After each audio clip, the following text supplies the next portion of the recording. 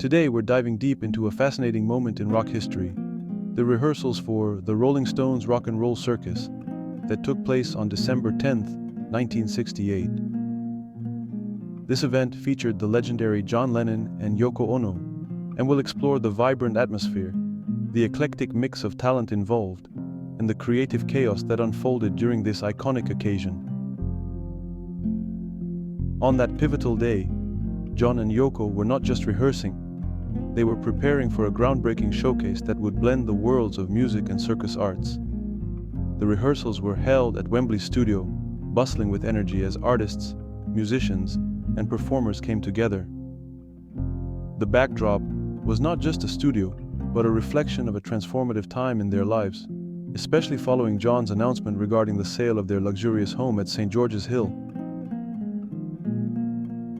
This move signified a new chapter for the couple, one filled with artistic exploration and a desire to connect with their audience in unconventional ways. As the rehearsal commenced, the studio came alive with a diverse array of performances. Acrobats, musicians, and even a caged tiger contributed to the colorful chaos. Bill Wyman, the bassist of the Rolling Stones, recalled the electric atmosphere of the rehearsal, describing it as a vibrant mix of excitement and camaraderie. He mentioned that Yoko Ono was there with John and his son Julian.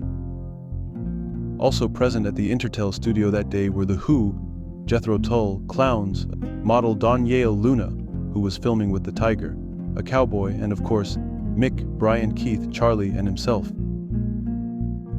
The air was thick with creativity as the artists pushed boundaries, experimenting with their sound and collaborating in ways that showcased their immense talents. However, the rehearsals were not without their challenges. Financial pressures loomed large, with Mick Jagger having to personally cover a £10,000 studio rental fee due to a lack of funds. The creative process, though exhilarating, faced logistical hurdles that tested the participants' resolve. As the group worked diligently to refine their performances, they navigated a landscape filled with unexpected twists and turns, from scheduling conflicts to artistic disagreements. Despite these challenges, the camaraderie and shared vision among the artists fueled their determination to create something truly memorable.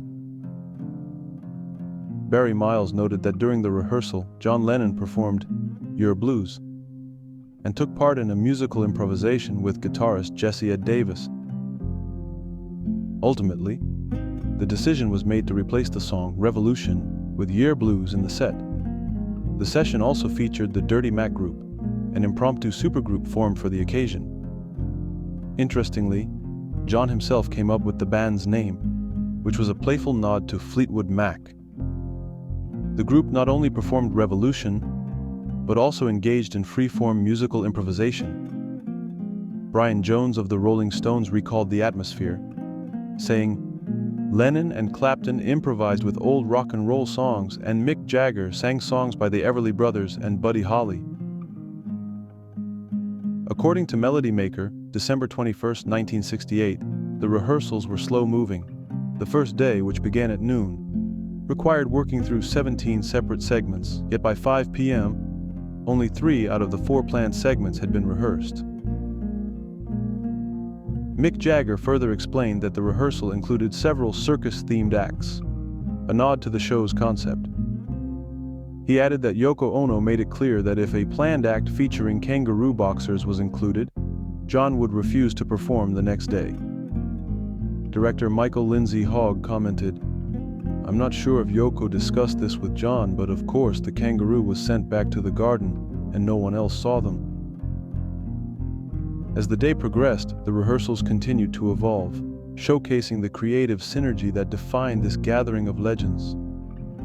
The influence of John and Yoko extended beyond music. Their willingness to experiment and challenge norms inspired countless artists.